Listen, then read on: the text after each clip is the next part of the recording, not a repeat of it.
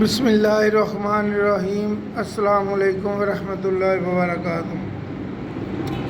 مئی کا مہینہ آخری تاریخیں چل رہی ہیں تو گرمی بہت زیادہ پڑ رہی ہے، تقریباً 46-47 ٹیمپریچر جا رہا ہے اور پتے اور پودے بہت زیادہ جو ہے نا یہ سوکھ رہے ہیں، پودے خراب ہو رہے ہیں۔ ان کے لیے یہ جو پانی کا سسٹم ہے نا اس کا ذرا دھیان کرنا چاہیے۔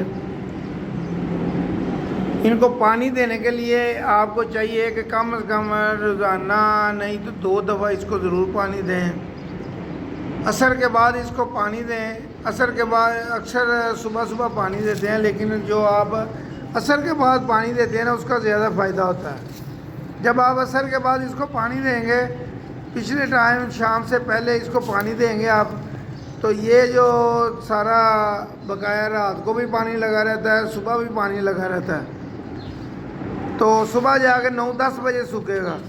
اگر آپ یہی پانی صبح دیتے ہیں تو وہ بھی 9-10 بجے سوکھ جانا ہے۔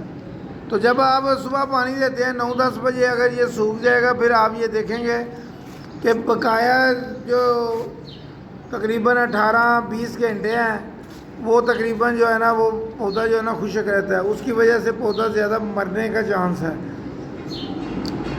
آپ اس کو نا شام سے پہلے عصر کے بعد جو ہے نا پانی دیا کریں، اور وہ ساری رات مٹی جو ہے نا نرم رہتی ہے، گیلی رہتی ہے، جس کی وجہ سے پودا جو ہے نا وہ سروائیو کرتا رہے گا۔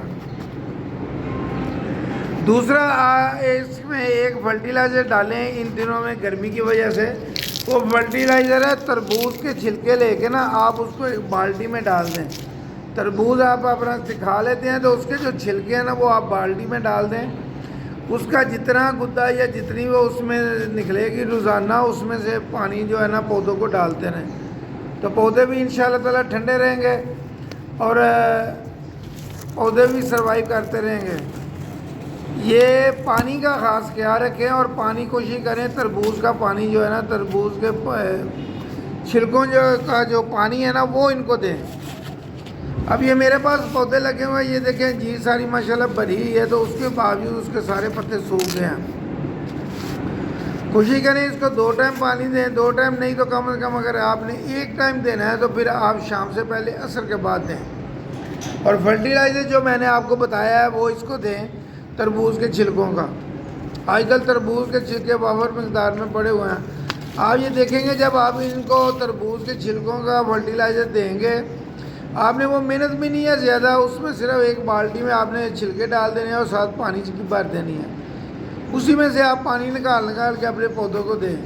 دیکھنا یہ مئی جون میں آپ کے پودے کتنے اچھے اور کتنے ہیلتھی رہتے اور سروائیو بھی کرتے رہتے، پھل بھی چلتا رہے گا اور پھول بھی چلتے رہیں گے۔ اگر آپ نے تھوڑی سی بھی کوتاہی کی، پودوں کو گرمی سے نہ بچا سکے، اور آپ کو پتہ ہے کہ آج کل کی گرمی جو ہے نا پودے وغیرہ سارے جل رہے ہیں اور ضائع ہو رہے ہیں، تو یہ ان دنوں میں سبزیاں تو کچھ لگتی ہیں، لیکن ان دنوں میں آپ جو پرماننٹ پودے ہیں نا ان کو بچا لینا ہی آپ کے لیے یہ کہ ایک کاراگری ہے۔